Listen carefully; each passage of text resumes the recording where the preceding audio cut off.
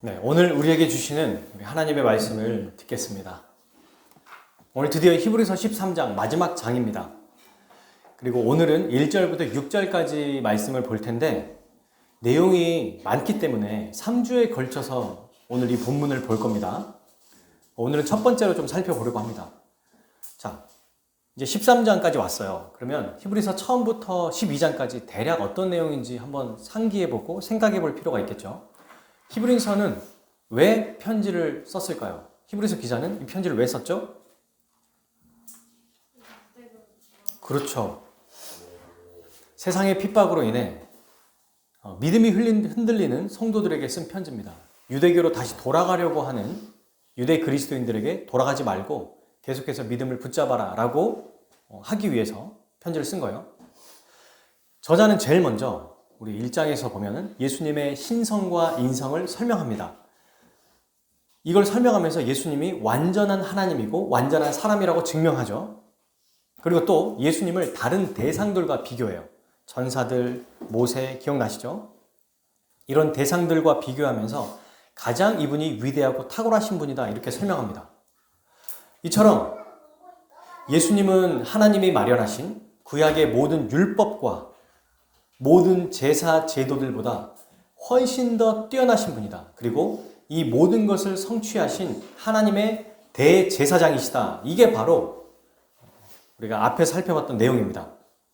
자, 이러한 예수님의 십자가 죽음으로 그럼 우리는 어떤 존재가 됐느냐? 우리는 예수님의 십자가 죽음으로 모든 죄를 완전히 사함받고 거룩한 자로 살아갈 수 있게 되었습니다. 그래서 예수님이 아닌 다른 어떤 것도 의지하거나 따라가면 안 된다.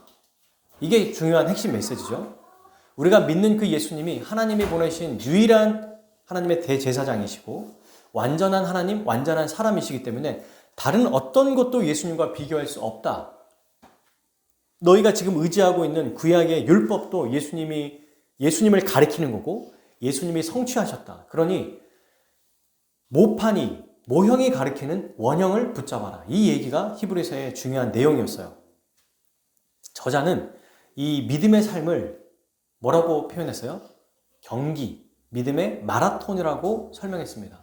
모든 사람은 각자 하나님 앞에서 믿음의 마라톤을 해야 되고 완주해야 합니다.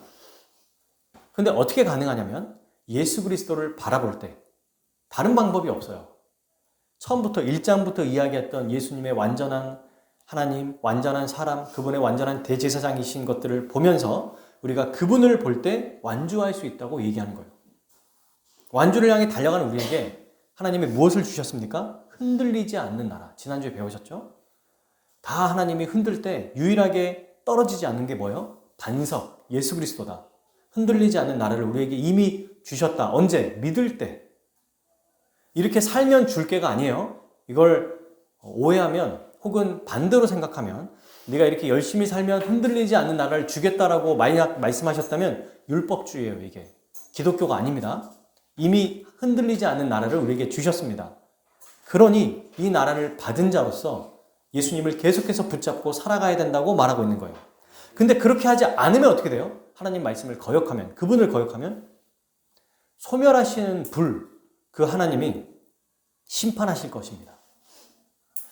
나는 예수님 믿어서 끝난 거 아닙니까? 네, 믿음으로 하나님 나라에 들어간 자는 자기의 삶으로 증명해야 돼요. 내가 정말 신자가 맞는지.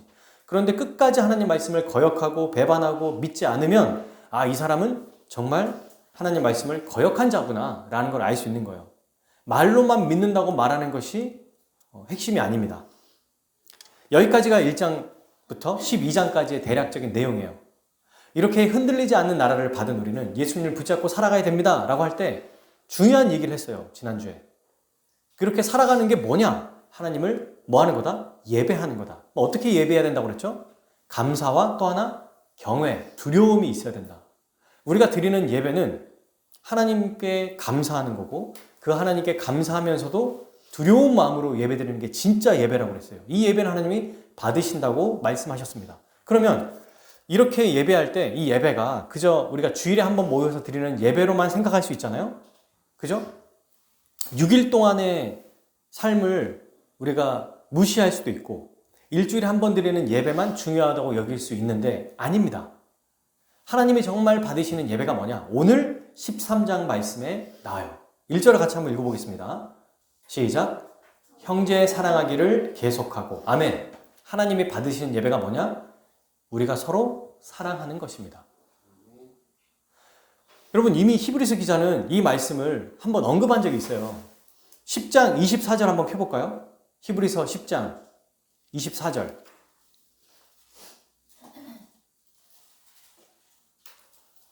같이 읽겠습니다. 히브리서 10장 24절. 시작. 서로 돌아봐. 아멘. 이미 말씀했어요. 그죠? 근데 여기서 다시 말합니다. 왜 다시 말할까요? 그만큼 중요하기 때문입니다. 그리고 히브리서 10장 후반절에서는 제가 세 가지로 구분을 했습니다. 기억나시는지 모르겠어요.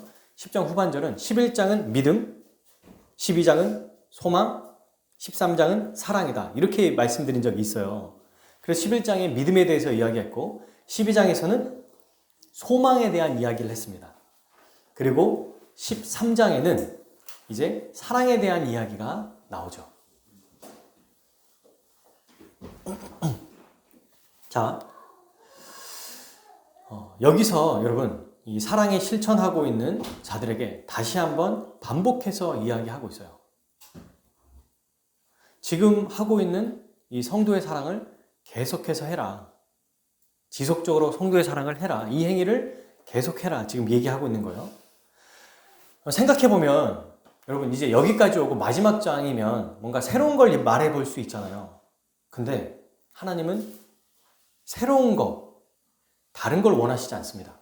여러분 이게 굉장히 중요해요. 우리가 교회 생활하면서 하나님이 정말 기뻐하시는 게 뭘까라고 생각해보면 그동안 해왔던 거예요. 이미 말씀하셨던 겁니다. 그게 바로 성도 사랑이에요. 이 성도 사랑이 하나님 보시기에 가장 기뻐하시는 예배라고 볼 수 있어요. 이 성도를 사랑하는 것, 서로를 사랑하는 게 신자의 삶의 핵심입니다. 그러니 우리가 새로운 걸 자꾸 하려거나 다른 걸 하려고 하지 않았으면 좋겠어요. 만약에 사랑이 없고 여기에 별로 관심을 갖지 않고 종교적인 열심에만 우리가 열심을 갖는다면, 예를 들면 이런 거예요. 자, 여러분, 우리가 하나님이 사랑하는, 우리 하나님이 기뻐하시는 일을 합시다 라고 해서 그동안 해왔던 거 말고, 자, 이제 우리 이 지역사회를 위해서 또는 우리가 그동안 안 했던 프로그램, 행사 이런 걸 좀 열심히 해봅시다. 이럴 수 있잖아요. 틀린 게 아니거든요. 잘못된 건 아닙니다. 그런데 사랑이 없이 이걸 강조하지 않고 혹은 이걸 계속하지 않고 다른 걸 자꾸 찾아가서 하나님이 기뻐하시는 예배를 찾는다고 한다면 이건 하나님이 원하시는 게 아니라는 겁니다. 예를 들면 종교적인 열심만 있게 되는 거예요. 사랑이 없으면. 이건 하나님 앞에서 아무런 의미가 없습니다. 자, 붕어빵을 우리가 사 먹을 때 붕어빵 안에 뭐가 들어있어요? 팥 들어있어요. 팥. 근데 붕어빵에 팥이 없는 붕어빵을 사람들이 즐겨 먹나요? 안 먹죠. 과자를 샀어요. 과자 안에 질소만 들어있어. 과자 먹어요? 안 먹어요? 사 먹어요? 안 먹어요? 안 사 먹어. 선물을 줬는데 선물 안에 아무것도 없어. 선물 상자만 있는 거야. 그럼 이 선물 상자를 좋아해요? 안 좋아해요? 음료수를 샀어. 음료수 안에 음료가 없어요. 병만 아주 예뻐. 누가 봐도 막 너무 예쁜 병이야. 와, 정말 너무너무 예쁘다. 근데 나는 너무 목이 말라서 그 음료수를 뽑았거든요. 음료수에 음료가 없네? 그럼 어떡해? 환불하거나 아무 의미가 없겠죠. 너무너무 사랑하는 남자친구와 여자친구가 있어요. 근데 이 사람이 다른 사람을 사랑해. 연인인데 다른 사람을 사랑하는 거예요. 이게 어때요? 모두가 다 말이 안 되는 거예요. 맞죠? 선물함에 선물이 없는 선물 상자, 붕어빵에 팥이 없는 붕어빵, 음료수 병이 있는데 음료수가 없는 음료수병. 여러분, 이게 사랑이 없이 행하는 신앙생활이 바로 이런 것입니다. 정말 empty, 비어있으면 아무것도 아닌 거예요. 우리가 이걸 잘 생각해 봐야 돼요. 내가 신앙생활하면서 제일 중요하게 여기는 게 뭔가? 열심히 있는 게 너무 중요합니다. 근데 사랑이 없으면 아무것도 아니라고 얘기했어요. 종교 생활에 불과합니다. 사랑하는 여러분, 하나님은 우리의 마음의 중심을 보세요. 마음을 돌아봐야 돼요. 제가 나이 먹으면서 깨닫게 되는 게 뭐냐면 더 겉으로 보이는 거에 익숙해지더라고요. 목사인데도 하나님 앞에 내 마음을 다 내어놓고 기도하는 게 쉽지 않다는 걸 알게 됐습니다. 너무 습관적으로 하나님 앞에 기도하고 너무 습관적으로 하나님 앞에 나가는 내 모습을 보게 된 거예요. 마음이 없는 기도, 마음이 없는 예배, 그냥 습관적이고 자동적인 이 모습들이 와, 이게 정말 내가 조심해야 되는 거구나. 겉으로 하나님을 속일 수 있다고 생각하는 거예요. 이 세상의 방식이 그렇거든요. 안 좋아도 괜찮다 그러고 싫어도 좋다 그러고 그냥 자기가 체면 때문에 안 하는 것들이 진짜 많거든요. 우리가 이걸 하나님 앞에서도 그런다는 거예요. 내 체면 때문에 습관적으로 어쩔 수 없이. 근데 하나님은 우리의 마음 깊이를 꿰뚫어 보십니다. 우리의 내면과 행위를 다 아세요. 거짓으로 하는지 진짜로 하는지 다 아십니다. 그래서 하나님을 속이려고 하면 안 돼요. 오늘 우리가 예배 드릴 때 말씀 하나하나 더 알아가는 거 너무 중요합니다. 지식 자체가 너무 중요하니까. 근데 이 지식을 통해서 우리의 내면의 사랑이 생기지 않으면, 사랑이 증진되거나 발전되거나 확장되지 않으면 의미가 없다고까지도 말할 수 있어요. 주님을 더 사랑할 수 있어야 되고, 말씀을 들어서 다른 사람을 더 사랑할 수 있어야 되고, 다른 사람을 위해서 나의 것을 내어줄 수 있는 상태가 되는 게 진짜 예배 잘 드리는 거예요, 여러분. 히브리서 10장은 이러는 거고 12장 이거고 이거다. 그런 구조는 중요하지만 사랑이 더 발전되는 것, 사랑이 더 생기는 것, 더 사랑하는 것, 더 희생하는 것, 그런 마음이 생기는 게 훨씬 더 중요하다는 말입니다. 이렇게 생각하는 사람들이 있을 수 있어요. 하나님 마음의 중심을 보니까 그냥 마음으로만 사랑해도 되는 거래요? 행위로 나타내려고 하니까 힘들었는데 진짜 잘 됐다. 그냥 마음속으로만 사랑할게요. 안 해도 되죠? 우리 보통 아이들이 이런 얘기를 많이 하지 않습니까? 겉으로 사랑을 나타내는 행위보다 그거는 해야 되잖아요. 근데 마음으로 사랑하는 건 쉽잖아요. 그렇게 생각할 수 있다는 겁니다. 이건 맞는 말일까요? 틀린 말일까요? 틀린 말입니다. 왜? 완전히 오해하고 있는 거죠. 뭐를? 마음과 행위를 분리하고 있는 거예요. 사랑하는 여러분, 마음과 행위는 절대로 분리할 수가 없어요. 마음에 사랑이 있으면 반드시 겉으로 드러날 수밖에 없습니다. 우리의 말과 행동이 반드시 드러나는 거예요. 예를 들면 우리 연인들을 한번 생각해 봅시다. 마음만으로 사랑해요. 그죠? 진짜 사랑하는데 사랑하면 어때요? 모습이 나타납니까? 안 나타납니까? 뭐라도 나타나요. 선물을 주든지 전화를 하든지 데이트를 하든지. 부부를 보십시오. 정말 사랑하면 사랑하는 모습이나 말투와 눈빛이 나타난다는 거예요. 부모가 자녀를 사랑하면 자녀에게 좋은 것을 주고 싶고 또 자녀를 행복하게 해주고 싶은 마음이 생기는 겁니다. 근데 사랑하는 부부 사이고 연인 사이인데 난 널 사랑해 라고 하면서 자기만을 위해 산다면 이거는 행위가 안 나타나는 거잖아요. 그런데 이렇게 말하는 거죠. 나는 내 모습이 너에게 사랑하는 모습으로 네가 못 느꼈을지라도 나는 널 사랑해. 이거는 말이 돼요? 안 돼요? 안 돼요. 반드시 나타날 수밖에 없기 때문입니다. 우리의 마음은. 이처럼 하나님은 사랑하는 마음으로부터 시작된 우리의 행위의 모습을 받으세요. 사랑하는 행위가 여러분 교회가 하나님께 드리는 최고의 예배의 방식입니다. 일주일에 한 번씩 예배 드렸을 때 그냥 일주일에 한 번만 예배 드리는 여러분 일주일에 한 번 예배 드리는 게 너무 중요합니다. 진짜 중요해요. 그런데 6일 동안은 내 마음대로 살았다가 일주일에 한 번만 예배 드리면 이건 종교 생활입니다. 6일 동안에도 주님의 말씀처럼 형제를 사랑하는 것, 다른 사람을 사랑하며 살면서 말씀대로 살면서 일주일에 한 번 하나님 앞에 모여서 예배 드릴 때 그 예배가 감사와 두려움으로 올리는 예배가 되는 거예요.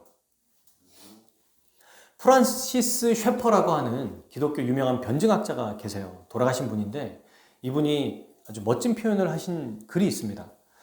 제가 한번 읽어드릴게요. 오랜 세월 동안 사람들은 자기가 그리스도인이라는 것을 나타내기 위해 수많은 다양한 상징들을 내보여왔다.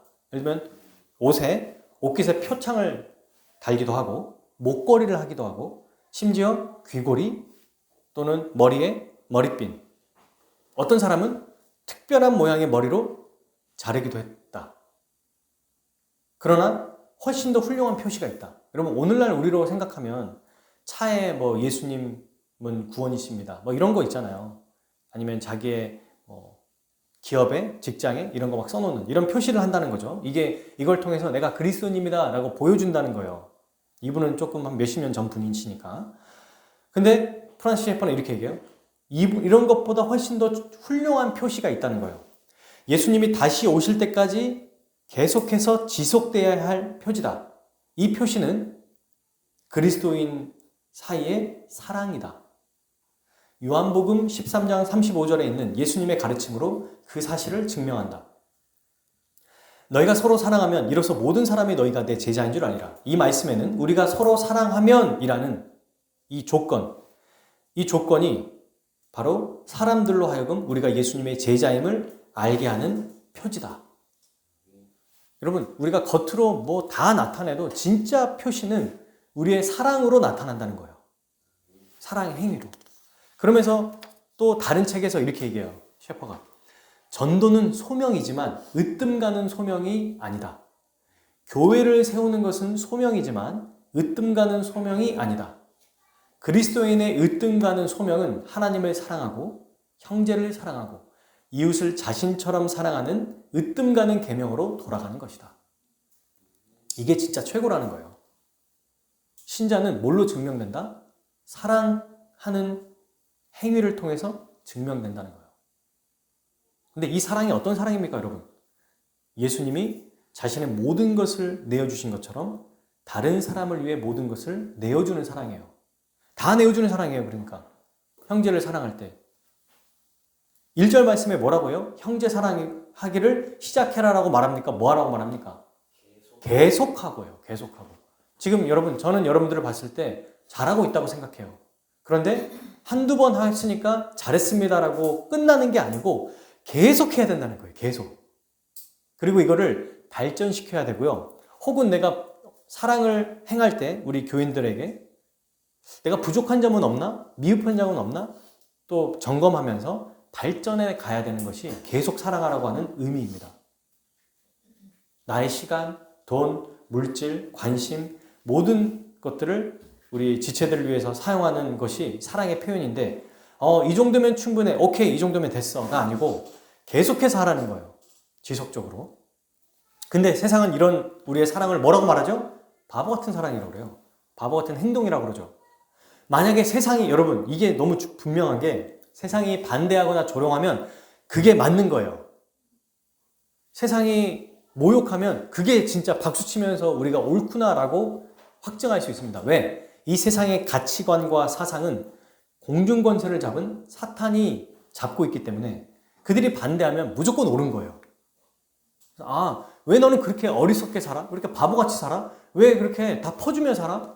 왜 이렇게 다 당하며 살아? 너 왜 그렇게 살아? 라고 하는 거. 근데 그 사람이 정말 세상에서 잘 나가고 뛰어나고 훌륭한 사람이다. 그러면 박수치면서 하나님께 영광을 돌려야 돼요. 주님, 제가 정말 잘 살고 있군요. 근데 그 세상 친구가 역시 너는 나랑 너무 잘 통해. 말도 잘 통하고 마음도 잘 통하고 맞아, 이렇게 사는 거죠. 인생이 이런 거야. 즐기며 살아야지. 인생 뭐 있냐. 이렇게 사는 거지. 더 열심히 공부하자. 더 성공하자야. 그래서 우리 진짜 멋지게 한번 살아보자. 응원한다. 우리 서로 응원하자. 이러면 생각해 봐야 돼요. 세상이 나를 응원한다면 우리 주님이 우리를 심판하실 거예요. 세상이 우리를 심판하면 우리 주님이 우리를 구원하실 겁니다. 복을 내려주실 거예요. 여러분, 이 사상, 이 체계를 잘 이해해야 돼요. 이 세상과 하나님의 방법과 하나님의 사상을. 그러므로 계속해서 형제 사랑하는 것을 우리가 지속했으면 좋겠습니다. 이게 바로 사랑이에요. 그런데 그러면 교회 지체만 사랑하면 끝입니까? 아니에요. 교회 지체를 사랑하는 것은 너무 필수적이고 당연하고 이것이 우리 삶의 아주 중요한 부분이에요. 그런데 그것뿐만이 아니에요. 2절, 3절에서 세 가지가 더 나옵니다. 자, 한번 읽어볼게요. 첫 번째가 뭐였어요? 1절, 형제 사랑을 계속하고. 교회, 이 형제는 이웃이라기보다는 우리 먼저 믿는 자들을 얘기하거든요. 믿는 자들을 먼저 사랑해라. 계속해라. 두 번째, 읽어볼게요. 2절, 3절 시작. 손님 대접하기를 잊지 말라. 이로써 부지 중에 천사들을 대접한 이들이 있었느니라.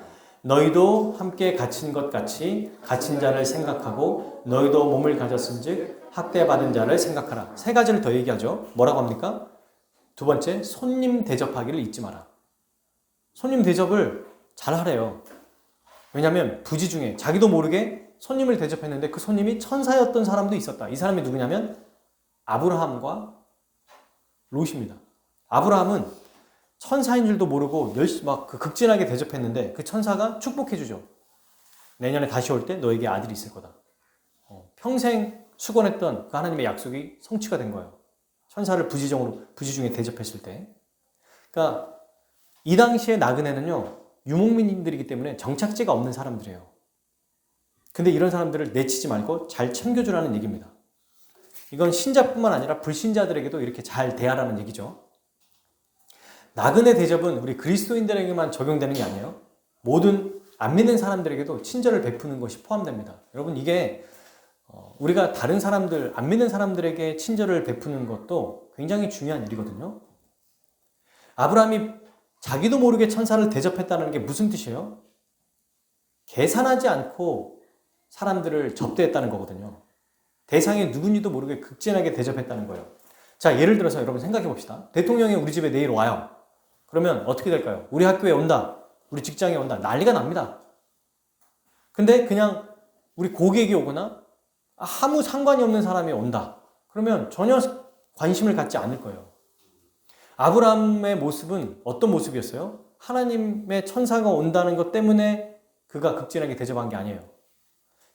그 손님이 천사든 아니든 그저 누구든지 사랑으로 섬길 수 있는 자가 되었다는 것을 보여주는 거예요. 누구든지 극진하게 대접하는 사람으로 바뀐 거예요, 아브라함이. 지금 그런 사람이다, 아브라함이. 그렇게 됐다. 우리도 그렇게 돼야 된다는 거예요. 믿음으로 다른 사람을 섬겨라. 이렇게 섬길 수 있는 존재가 되었다고 얘기하는 거죠. 물론 이제 문자 그대로 초대해가지고 식사를 대접하고, 모르는 사람 데리고 와서, 그럴 수도 있지만 그런 얘기는 아니죠. 항상 친절하게 대하고 그들의 필요를 채워주라는 얘기입니다.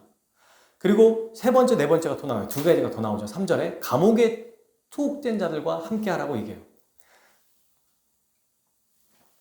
여러분, 이 히브리서를 받은 이 사람들도 감옥에 투옥된 적이 있는 사람들이에요. 그러니까 그들을 계속 생각하고 도워라 라고 얘기합니다. 감옥에 갇힌 자를 오늘날 찾아가는 건 영치금이라고 해서 교도소에 들어간 사람들에게 거기서 사 먹으라고 뭐 좀 필요하라고 돈을 넣어주는데, 오늘날 교도소 찾아가는 사람들에게 누가 손가락질하는 사람 없어요. 근데 이 당시에는 똑같은 사람으로 취급했습니다. 그러니까 굉장히 큰 용기가 필요했어요. 그럼 조선시대에 역적으로 몰린 집안이 있어요. 그럼 거기는 다 사형이잖아요. 그동안은 죽기 전까지 계속 감옥에 거기 옥살이를 하고 있습니다. 그때 이 역적으로 몰린 사람을 찾아가서 그를 도우면 어떻게 될까요? 아유, 참 착한 사람이네 이럴까요? 그 사람도 똑같이 역적으로 몰릴 수 있어요. 역적으로 역모한다고 생각할 수 있는 겁니다. 근데도 도우라는 얘기예요. 그러니까 감옥에 갇힌 자를 도와주는 정도가 아니라 정말 그들을 외면하지 말고 함께 필요를 채워줘야 되는구나 라는 것을 말하고 있는 겁니다. 그리고 마지막 네 번째, 학대받는 자를 기억하라. 여러분, 고통당하는 자 마음으로 위로하고 실제로 도와줄 수 있는 것들을 도와주라는 얘기예요. 고난을 겪고 있는 자들을 돌보라는 얘기입니다.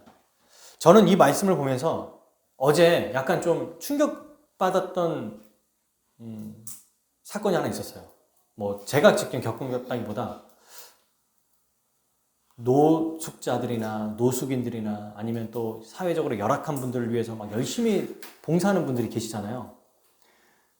근데 그분들은 저는 어떻게 생각하냐면 우리 국가에서 잘 도와주시겠지, 어려우면 잘 돕겠지, 나는 교회 우리 지체들을 다 섬기는 것이 내 목표, 내 아주 중요한 역할이다 라고 생각했다가 이 말씀을 보고 충격을 좀 받았어요.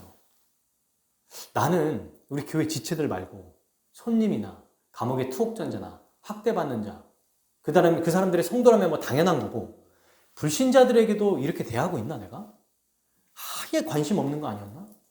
누군가 이런 얘기 많이 하지 않습니까? 지하철이나 예전에 우리 학교 다닐 때만 해도 지하철에 실제로 노숙인들이 있었거든요. 지금은 없어요. 너무 깨끗해졌어. 정말 저기 청량리역이나 어디 정말 1호선 어떤 역들에 가야 가끔 보고, 없어요. 지금 보기가 어려워. 예전에는 그렇게 구걸하는 분들이 많았는데 그거 하면서 잘 했다가 초등학교, 중학교 때나 조금씩 했다가 나중에 나이 들면서 사회의 전반적인 분위기가 어떠냐면 저 사람들에게 저렇게 적선해 주면 그것 때문에 저 사람들이 열심히 일할 기회를 우리가 뺏는 겁니다. 그러니 도와주면 안 됩니다. 뭐 이런 논리들이나 얘기들이 많았었어요. 그게 맞다고 생각했어요. 근데 너무 그러다 보니까 아예 관심을 끌어버린 게 아닌가, 내가? 교도소에 나와 아무 상관없는 사람을 내가 도운 적이 있나? 한 번이라도 찾아간 적이 있나? 오히려 비판하지 않았나? 아니, 열심히 말씀을 공부하고 말씀대로 살 것이지 뭐 저런 데 맨날 막 다니고 이래. 양로원 가고 고아원 가고 교회 성도들이나 좀 챙기지, 이런 비판이 더 크지 않았나? 이런 충격을 좀 받았어요. 제가 어제 말씀을 보면서. 믿는 자들에게는 뭐라고 해요? 1절에서 형제 사랑은 잘하고 있으니까 계속 하래요. 근데 그걸로 끝이 아니라는 거예요. 손님을 대접하는 거, 감옥에 갇힌 자들, 학대받는 자들, 고통 속에 있는 사람들을 찾아가라는 겁니다. 그러다 보니까 사랑이라고 하는 이 범위가 진짜 넓어졌구나, 넓구나. 그냥 성도만의 사랑 정도가 아니라, 가족의 사랑 정도가 아니라 진짜 이 세상으로 눈을 돌려야 되는구나. 물론 주객이 전도되면 안 되겠죠. 교회 성도들은 내 핑계치고 저기 어려운 사람들 돕는다고 막 내버려두면 안 돼요. 왜? 그러면 우리 가족은 내 핑계치고 다른 집 애들 살리는 거와 똑같거든요. 이걸 잘해야 돼요. 근데 우리 집만 잘 살면 안 된다는 것을 얘기하고 있습니다. 여러분, 이게 하나님이 기뻐하시는 예배래요. 저는 사실 솔직하게 여러분들이 고백하면 이게 조금 애매했었어요, 예전에.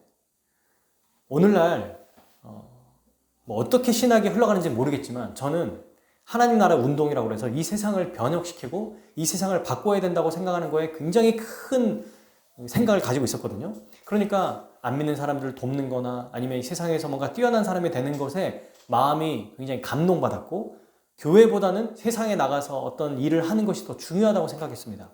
그러다가 신학을 하면서 아니구나, 이게 결국 한몸된 교회를 올바로 세우는 게 훨씬 더 중요하구나 라는 것을 알았어요. 근데 여러분, 무게추가 너무 이쪽에 있다가 또 이쪽으로 너무 가버린 거예요. 생각해보니 이젠 중심을 잡아야 되는구나. 교회 안에 있는 성도들과 충분히 사랑하고. 그러니까 신앙생활을 딱 생각해봤을 때 그냥 우리가 살아가는 게 너무 제한적인 거야. 우리끼리만이라고 얘기해버리면. 여기서 조금 더 확장하면 우리와 같은 다른 그리스도인, 예를 들면 우리 미국에 있는 목양교회, 또 다른 우리 성경적 교회에 있는 성도들, 그것도 너무 제한적인 거예요. 그 두 가지를 잘 하면서도 더 확대해 가야 된다. 불신자들에게까지 이런 사랑의 모습이 나타나야 된다는 것을 보면서 그치, 하나님의 사랑에 제한이라는 게 없잖아. 내가 왜 제한하고 있었지? 이것만 잘하면 된다고 생각했지? 그러니까 너무 뭐랄까요, 이 사랑에 대한 정의가, 혹은 저에 대한 사랑에 대한 생각이 너무 협소한 거예요. 이게 하나님이 기뻐하시는 거라고? 그런 의문이 항상 어느 순간에 마음에 있었는데 이 말씀을 보면서 좀 더 많이 이해하게 됐습니다. 그렇구나. 1차적으로 형제 사랑하는 것을 계속해야 된다. 이거는 당연한, 기본적으로 까는 거예요. 그 다음에 이걸로만 그치는 게 아니라 계속해서 확대해 가야 된다는 거예요. 손님, 감옥, 학대, 그죠? 점점점 나아가는 겁니다.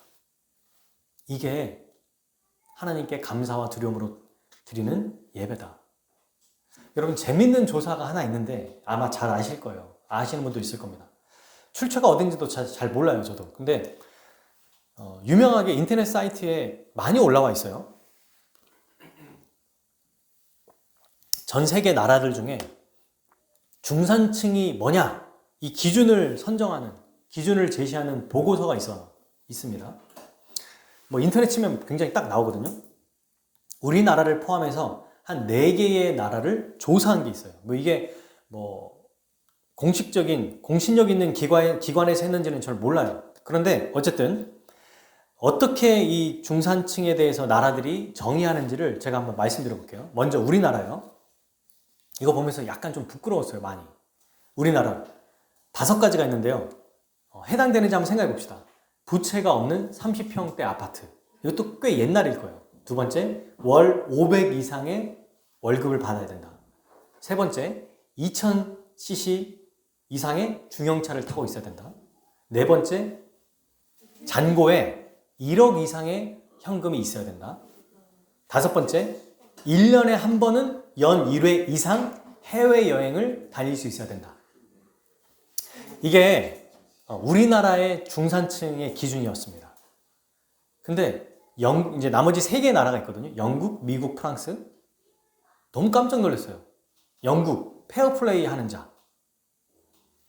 두 번째, 자신의 주장과 신념이 뚜렷한 자. 세 번째, 독선적인 행동을 안 하는 사람. 네 번째, 약자를 보호하고 강자에게 대응하는 사람. 다섯 번째, 불의와 불평과 불법에 대응하는 사람. 돈이 하나도 없어요. 미국, 자신의 주장에 떳떳한 사람. 두 번째, 사회적 약자를 돕는 사람. 세 번째, 부정과 불법에 저항하는 사람. 네 번째, 비평지 있잖아요. 비판하는 비평지, 정기 구독하는 사람. 이게 네 번, 이게 다예요, 미국도. 너무 멋지죠? 프랑스는 좀 독특해요. 6개가 있어요, 프랑스는. 첫 번째, 1개 이상의 다른 외국어를 할 수 있는 사람. 두 번째, 자기가 즐기는 스포츠가 있어야 되는 사람. 뭐 테니스든 뭐 요트든 뭐 아니면 뭐 골프든. 세 번째, 1개 이상의 악기를 다룰 수 있는 사람. 네 번째, 다른 사람이 만들지 못하는 색다른 요리를 할 수 있는 사람. 저는 안 될 것 같아요, 프랑스에서. 다른 걸로도 안 되겠지만. 다섯 번째, 사회적 분노에 공감하는 사람. 여섯 번째, 약자를 돕는 봉사활동을 하는 사람. 멋지지 않습니까? 다른 나라들을 보고 우리나라를 딱 보니까 약간 저도 뭐랄까요, 반성하게 되더라고요. 돈이 아니라는 거예요. 이 선진국일수록 그렇다는 거죠. 여러분, 뭐 그렇다고 우리나라가 이상하고 이런 게 아니라 얼마나 가난하게 살았으면 이렇게 또 이런 거에 꿈꿨을까, 이런 생각도 있어요. 각자가 여러분 어떤 수준이어야만 중산층이다라고 말하고 있잖아요. 그죠? 이 세상에도 분명한 기준이 있습니다. 이런 수준이 돼야 됩니다. 그게 바로 중산층이라고 말할 수 있습니다. 그러면 오늘의 핵심, 우리 하나님은 어떤 사람을 하나님의 백성이라고 인정해주고 말하느냐는 겁니다. 누구를, 어떤 사람을 하나님의 백성이라고 인정해줘요? 오늘 본 말씀에 있어요. 어떤 사람? 그렇지. 아멘. 사랑하는 사람. 계속해서 사랑하는 사람. 교회 지체를 사랑하고 또 손님을 대접하고 약자를 돕고 어려운 사람을 돕고 감옥에 있는 갇혀 있는 자들을 돕는, 나와 아무 상관이 없는, 내가 하지 않아도 아무런 상관이 없는 그런 사람들을 정말 사랑으로 돕는 사람이 바로 하나님의 백성이라고 인정해 준다는 겁니다. 여러분, 근데 생각해보면 우리 같은 자들이 어떻게 이렇게 사랑할 수 있겠는가? 과연 할 수 있을까? 해야 하는데 할 수 있을까? 이런 생각이 들죠. 우리 힘으로 노력으로는 절대로 안 됩니다. 죽었다가 다시 살아나도 안 돼요. 왜냐하면 우리는 평생 자기에게만 몰두하며 살거든요. 이게 인간의 죄성이에요. 근데 이런 우리에게 예수님은 한술 더 뜨시죠. 한 걸음 더 나가요. 히브리서에서는 뭐라고 말합니까? 형제를 사랑하고 손님과 또 감옥에 갇힌 자, 학대받는 자를 도와라. 이렇게 얘기했는데 예수님은 한 단계 더 나갑니다. 우리가 수요일날 산상수훈에서 봤던 그 말씀 한번 찾아봅시다. 마태복음 5장 38절에 45절. 이 말씀을 보면 정말 입이 딱 벌어지죠. 한 단계 더 나아가는, 한 단계가 뭡니까? 훨씬 더 높은 수준을 요구하는 거예요. 읽어보겠습니다. 마태복음 5장 38절에서 45절까지의 말씀, 5절 중간까지에 마칠 거예요. 읽고 시작. 또 눈은 눈으로, 이는 이로 갚으라 하였다는 것을 너희가 들었으나 누구든지 내 오른편 뺨을 치거든 왼편도 돌려대며 또 너를 고발하여 속옷을 가지고자 하는 자에게 겉옷까지도 가지게 하며 또 누구든지 너로 억지로 오리를 가게 하거든 그 사람과 심리를 동행하고 내게 구하는 자에게 주며 내게 꾸고자 하는 자에게 거절하지 말라. 또 내 이웃을 사랑하고 내 원수를 미워하라 하였다는 것을 너희가 들었으나 너희 원수를 사랑하며 너희를 박해하는 자를 위하여 기도하라. 이같이 한즉 하늘에 계신 너희 아버지의 아들이 되리니. 아멘. 예수님은 뭐라고 얘기하세요? 나와 상관없는 자일 뿐만 아니라 나에게 해를 끼치고 내 원수까지도 사랑하라고 얘기하신 거예요.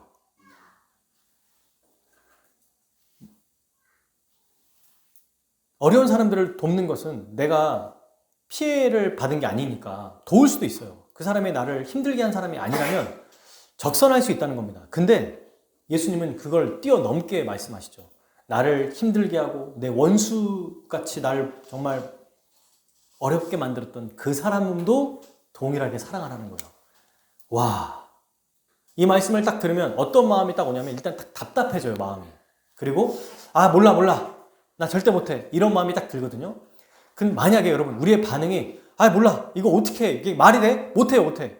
싫어하는 사람이 있고 미워하는 사람이 있으면 이 말씀을 읽자마자 그 사람이 탁 떠올라요. 그리고 난 절대 죽어도 못해. 이런 마음이 딱 든단 말입니다. 이렇게 반응한다면 이 마음은 혹은 나는 지금 누구를 의지해서 사랑하려고 하는 거예요. 나의 힘이에요? 예수 그리스도의 능력이에요? 나의 힘인 거예요. 내 힘으로 사랑하려고 하니까 안 되는 겁니다. 못해요. 그러니 여러분 사랑할 수가 없는 거예요. 그런데 예수 그리스도를 다시 바라보면 예수님을 믿을 때 우리가 어떻게 됐어요? 십자가에서 죽었습니다. 죽은 자는 말이 없어요. 죽은 자는 사랑의 대상을 고를 수가 없습니다. 그저 앞에 있는 사람, 눈을 떠서 생명이 생겨서 그 앞에 있는 사람에게 주님이 말씀하시는 대로 행할 뿐이에요. 이게 바로 우리 신자의 모습이라는 거죠. 다시 말해서 예수님이 말씀하신 그 수준까지 우리가 살아갈 수 있는 이유가 뭐냐? 그거는 예수님을 믿는 우리는 그분과 연합했기 때문입니다. 그리고 두 번째, 예수님을 믿을 때 성령님이 우리 안에 들어오셨기 때문이죠. 그 성령님이 우리 안에 들어오셔서 하나님의 사랑을 불어넣어 주시기 때문에 가능한 거예요. 세 번째가 있어요. 사도 요한은 이걸 보고 얘기한 게 있습니다. 우리가 하나님을 닮았기 때문에 하나님 안에서 우리는 사랑할 수 있다고 얘기해요. 이 요한일서 4장 8절에 이렇게 되어 있습니다. 사랑하지 아니하는 자는 하나님을 알지 못하나니 이는 하나님은 뭐다? 사랑이심이라. 그 다음에 요한일서 4장 16절 하나님이 우리를 사랑하시는 사랑을 우리가 알고 믿었노니 하나님이 그 사랑을 우리가 알고 믿었대요. 왜? 하나님은 사랑이시라. 또 얘기하죠. 사랑 안에 거하는 자는 하나님 안에 거하고 하나님도 그의 안에 거하시느니라. 성도는 하나님, 사랑이신 그 하나님과 연합했고 그분 안에 들어가 있고 그분이 우리 안에 있기 때문에 우리가 사랑하지 않을 수가 없다는 거예요. 삼위 하나님으로 다 설명할 수 있는 거죠. 하나님의 사랑이신 그 하나님을 우리가 닮았다. 그래서 사랑할 수밖에 없다. 또 사랑의 원천이신 예수님과 연합됐다. 그러니 사랑하며 살 수밖에 없다.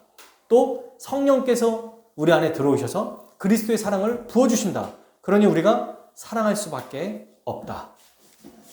이게 바로 우리가 사랑할 수 있는 근거입니다. 오늘 이 히브리서 말씀에도 있을까요? 이 근거가? 네, 있어요. 히브리서로 다시 돌아가서 13장 5절과 6절을 한번 읽어봅시다. 히브리서 13장 5절과 6절 보겠습니다. 시작. 돈을 사랑하지 말고 있는 바를 족한 줄로 알라. 그가 친히 말씀하시기를 내가 결코 너희를 버리지 아니하고 너희를 떠나지 아니하리라 하셨느니라. 그러므로 우리가 담대히 말하되 주는 나를 돕는 이시니 내가 무서워하지 아니하겠노라. 사람이 내게 어찌하리요 하려노라. 아멘. 왜 우리가 사랑할 수 있느냐? 주님이 우리와 함께 하시니까. 여러분 이거를 말로만이 아니라 진짜 한번 생각해 보세요. 정말 주님이 우리와 함께 하신다. 그러면 우리가 두려울 게 없습니다. 우리를 버리거나 떠나지 않으신다고 하신 그분 때문에 우리는 사랑하며 살 수 있는 거예요. 정말 예수님이 우리와 함께 계신다면, 이곳에 계신다면, 그죠? 우리가 뭐 할 때 예수님 이거 어떻게 합니까? 물어보면 주님이 또 말씀해 주시고 도와주실 거예요. 주님이 우리와 함께 하신다는 것을 생생하게 우리가 기억할 때, 생생하게 이것을 믿을 때 우리는 사랑할 수 있어요. 왜? 그분이 나를 위해서 죽으셨다는 십자가에 죽으신 것을 우리가 눈으로 보고 있으니까 이런 은혜를 받았는데 어떻게 못해? 주님, 그리고 내가 이 은혜를 받았지만 여전히 못해. 어떻게 해야 되죠? 주님이 도와주시고 인도해 주실 거예요. 주님은 우리를 돕는 분이십니다. 여러분, 이 5절, 6절이 다음 주와 그 다음 주에 이 본문을 가지고 말씀할 때 또 동일하게 근거가 돼요. 그러므로 여러분, 사랑은 따라해봅시다. 사랑은 우리 힘으로 하는 게 아니다. 예수 그리스도의 사랑을 받아서 행하는 것이다. 아멘. 우리 안에는 여러분 사랑이 없어요. 우리는 미움, 시기, 증오, 이기심, 계산적인 것, 악한 생각이 있어요. 그러나 그리스도로 인해서 이 마음보다 사랑하는 마음이 생긴 거죠. 이거를 계속해서 유지하고 발전해 나가고 그렇게 살아갈 수 있는 이유도 예수 그리스도의 은혜입니다. 그분의 능력으로 사랑할 수 있어요. 이것을 의지하고 100% 우리의 노력으로 또 사랑하게 되면 100% 은혜로 우리에게 역사하실 겁니다. 주님이 사랑하실 거니까, 사랑하게 해주실 거니까 가만히 있어야지 되는 게 아니에요. 열심히 사랑할 때 또 우리 주님이 함께 하시고 도우시는 겁니다. 그걸 사용하시거든요. 주님은 우리가 움직이지 않으면 움직이지 않으세요. 움직이는 자에게 일하십니다. 그게 주님의 방법이거든요. 이것을 우리가 잘 기억합시다. 여러분, 우리 마음에 정말 이 사랑이 있는가를 좀 생각해 봤으면 좋겠어요. 이런 것들을 생각해 볼 수 있겠죠. 내가 실제로 한몸된 교회 지체들에게 어떤 사랑을 지금 베풀고 있는가? 주위에 있는 다른 교인들에게는 어떤 사랑을 베풀고 있는가? 하고 있다면 계속해서 해야겠구나. 더 발전시켜야겠구나. 두 번째, 불신자들 혹은 나와 상관없는 사람들에게 친절하게 대하고 있는가? 노숙자나 또는 정말 사회적인 약자, 어려움에 있는 사람들, 그 사람들에게 음식을 제공하거나 사회 취약한 계층들에게 봉사하거나 관심을 갖거나 사랑의 행위를 내가 하고 있나? 한 적이 있나? 하려고 하나? 이런 것들을 이 세 가지 지표가 너무 분명해요, 우리에게. 이걸 보고 나의 신자됨, 중산층 기준처럼 하나님의 백성으로 내가 바르게 살아가고 있나를 판단해 봐야 됩니다.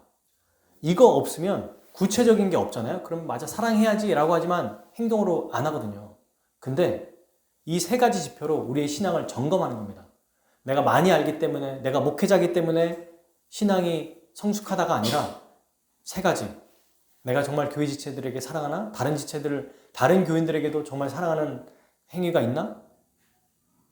믿지 않는 사람들에게 친절하게 대하나? 사회적 약자들에게 돕고 있는 게 있나? 이런 거를 생각해 봐야 정말 우리의 신앙의 수준이 나타나는 겁니다. 이게 너무너무 중요하죠. 근데 우리는 이것을 어떻게 가능한가? 예수 그리스도가 우리와 함께 하시고 그분과 연합한 자로서 우리를 도우시기 때문이다. 그러면 여러분, 이거는요, 이제 우리가 믿음으로 사랑할 수 있는 존재가 되었기 때문에 가능한 거예요. 다시요. 우리가 뭔가를 해서 이걸 할 수 있는 게 아니고 뭔가를 해야 하는 건 맞는데 능력이 있어서 하는 게 아니라 믿을 때 사랑할 수 있는 존재로 만들어 주셨어요. 우리 주님이. 그리고 믿음으로 계속해서 사랑할 수 있게 만드셨습니다. 사랑은 믿음으로 하는 거예요. 그냥 내가 내 힘으로 저는 좀 다른 사람보다 사랑이 별로 없는데요. 다른 사람보다 사랑이 좀 더 많은데요. 그러니 저는 사랑 잘할 수 있을 것 같아요. 저는 사랑을 잘 못할 것 같아요. 이런 게 아니고 믿음으로 하는 거예요. 믿음. 믿지 못하면 사랑할 수 없습니다. 아무리 착하고 아무리 마음에 누가 봐도 천사고 저 사람 같은 사람 없어라고 말하지만 그 안에 예수 그리스도의 믿음이 없으면 못해요. 그런 사람들은 원수는 못 사랑하거든요. 자에게 피해를 준 사람은 못 사랑해요. 사랑해도 한계를 정하겠죠. 내가 여기까지만 해주겠다. 그러나 그리스도 안에 있는 자, 믿음으로 행하는 자는 한계가 없어요. 그냥 다 하는 거예요. 까라면 까라 라고 하는 식으로 하라면 해라 라고 네 하면 죽은 자가 무슨 말이 있습니까? 그죠? 조건이 없어요. 그냥 하라면 하는 겁니다. 이 사랑의 유명한 예화를 제가 하나 들려드리고 말씀을 좀 맺겠습니다. 프란시스코라고 하는 신부 아시죠? 성 프란시스. 많이 들어보셨죠? 유명한, 이분이 정말 검소하기로도 유명한 분인데 천주교에서는 굉장히 성인으로 갖고 왔잖아요. 우리랑 똑같은 사람이에요. 그분도. 근데 이 신부님의 유명한 일화가 하나 있습니다. 검소하기로 유명한 분이기 때문에 추운 겨울에 이제 막 잠을 청하려고 이제 자려고 딱 자리에 들었어요. 근데 갑자기 누군가 밖에서 톡톡톡 문을 두드리는 거예요. 일어나기 싫었는데 무시하고 잘 수 있잖아요. 자는 척 해가지고. 근데 일어났습니다. 막 이제 잠들려고 하는데 누가 오는 거야, 이 밤중에. 그런 마음이 들었지만 문을 또 열어보니까 정말 누추하게 입은 나병 환자가 있는 거예요. 깜짝 놀랐죠. 그 나병 환자가 무슨 일이십니까? 물어봤더니 제가 너무 추워서 몸을 좀 녹이면 안 되겠습니까? 집안에 조금만 들어오면 안 될까요? 라고 했더니 그냥 너무 불쌍해 보이니까 들어오십시오 해서 이제 몸을 녹이게 했어요. 좀 시간이 지났는데 안 가는 거예요. 안 가고 뭐 하냐면 제가 밥을 계속 굶었습니다. 혹시 먹을 것도 좀 얻어 먹을 수 있을까요? 그랬더니 프란시스가 내일 아침에 먹을 빵과 우유를 준비해서 준 거예요. 이제 먹고 몸도 따뜻해졌잖아요. 그럼 이제 가기를 기다리고 있는데 안 가는 거야. 그래서 뭐라냐면 밤이 지금 너무 어두워서 제가 좀 잠을 자고 싶은데 여기서 하루 묵고 가면 안 될까요? 점점 화가 나죠, 사실. 이 사람 지금 뭐지? 근데 왜냐면 이 신부들은 검소하기 때문에 침대가 1인용 침대인 거예요. 거기다 자라고 하고 이 사람은 바닥에 누워야 되잖아요. 그렇게 하시라고. 이제 침대에 들어가서 누웠어요. 그러면 이제 자기는 바닥에서 자려고 이제 누웠어요. 근데 또 하나 얘기하는 거예요. 제가 너무 추운데 저를 좀 안아주면서 자면 안 될까요? 폭발하고 싶을 것 같은 거야. 왜냐면 그 나병 환자는 진물도 나고 막 고름도 나오거든요, 몸에. 그러면 그 침대와 덮는 이불에 다 그런 게 묻을 거 아니야. 자기가 또 안아줘야 되잖아. 근데 그걸 한 거예요. 마음이 막 부글부글 했는지 어땠는지 환자 옆에서. 그래서 그게 두려워서 못했던 거지. 그런데 그냥 한 거예요. 그래서 그 나병 환자를 끌어안고 잠을 청한 겁니다. 잠이 안 올 줄 알았는데 잠이 온 거예요. 근데 그날 밤 꿈을 꿨어요. 꿈에서 예수님이 나타납니다. 그러면서 뭐라냐면 프란시스야, 네가 나를 영접해줬구나. 네가 나를 극진히 대접해줬구나. 네가 나에게 먹을 것을 주었고 네가 나에게 따뜻한 잠자리를 제공해 주었고 나를 안아주었구나. 그래서 프란시스가 이렇게 얘기해요. 주님, 제가 언제 그랬습니까? 그런 적이 없는데요? 아니야, 네가 나를 그렇게 대접해 주었다 라고 하면서 꿈에서 깼거든요. 꿈에서 깼는데 보니까 나병 환자가 있어요, 없어요? 없어요. 왔다가 어디 갔나 봤더니 이불도 깨끗해. 예수님이 다녀가신 거구나, 이걸 깨달은 거예요. 그리고 이분이 지은 시가 있습니다. 그 사건 통해서 이 사건을 통해서 쓴 시가 평화의 시예요. 아마 들어보셨을 거예요. 읽어드릴게요. 주여, 저를 평화의 도구로 써주소서. 미움이 있는 곳에 사랑을, 상처가 있는 곳에 용서를, 의심이 있는 곳에 믿음을, 분열이 있는 곳에 통합을, 절망이 있는 곳에 희망을, 어둠이 있는 곳에 광명을, 슬픔이 있는 곳에 기쁨을 심게 하소서. 오 거룩하신 주님, 위로받기보다는 위로하며, 이해받기보다는 이해하며, 사랑받기보다는 사랑하게 하소서. 우리는 줌으로써 받고, 용서함으로 용서받으며, 죽음으로써 영원한 생명을 얻기 때문입니다. 멋지죠? 이분이 이 사건이 진짜인지 아닌지 정말 환상 속에 체험했는지는 모르겠지만 이 모습을 통해서 본인도 정말 마음에 끌어오는 마음들이 있었지만 한 거예요, 그냥. 근데 주님이 나타나신 걸로 이런 또 은혜를 경험하게 된 거죠. 그러면 이 멋진 시를 썼습니다. 여러분, 말씀을 맺겠습니다. 우리는 어떤 자입니까? 신자이죠.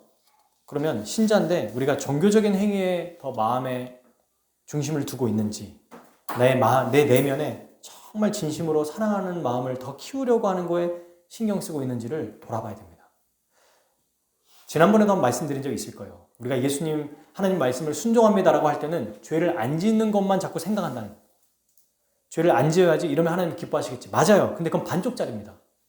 하나님이 하라고 하는 것도 열심히 해야죠. 죄만 안 지으면 하나님 기뻐하실 거야가 아니고, 죄를 안 지음과 동시에, 짓지 않으려고 노력함과 동시에, 피 흘리기까지 싸움과 동시에 사랑하라라고 하는 이 말씀을 적극적으로 또 우리가 받아들여야 돼요. 그게 하나님이 기뻐하시는 것입니다. 우리 교회만이 아니라 이 세상 사람들에게도 우리가 사랑을 베풀어야 돼요. 먼저는 교회에서 이것들을 잘 배워야겠죠. 어떻게 이게 가능하냐? 예수님과 연합했기 때문이다. 그분의 사랑을 받았기 때문이다. 이것은 믿음으로만 가능하다. 잘하고 있는 것들은 계속해서 진행합시다. 부족한 것들이 있으면 보완하고요. 또 노력해야 됩니다. 예수님 말씀하신 것처럼 손님과 학대받은 자와 감옥에 갇힌 자는 나에게 피해를 안 줬으니까 할 수 있어요, 어쩌면. 근데 더 나아가서 피해를 주고 내 원수까지도 사랑을 베푸는 이런 정말 예수님을 닮은 우리들이 되었으면 좋겠어요. 이게 하나님이 받으시는 예배래요. 이런 일주일 내내 이런 삶을 살다가 주일에 우리가 딱 모인다면 와, 이게 자체가 하나님께 드려지는 거룩한 산 제사가 될 것입니다. 이게 진짜 감사와 두려움으로 올려지는 예배가 될 거예요. 그 예배 시간이. 바라기는 우리 모든 성도가 이런 충만한 은혜 가운데 우리 그리스도의 사랑을 받은 자로서 그리스도의 사랑을 행하는 자로 살아가는 우리 모두 되기를 주님의 이름으로 축복합니다. 아멘. 우리 같이 찬양하고 기도하겠습니다.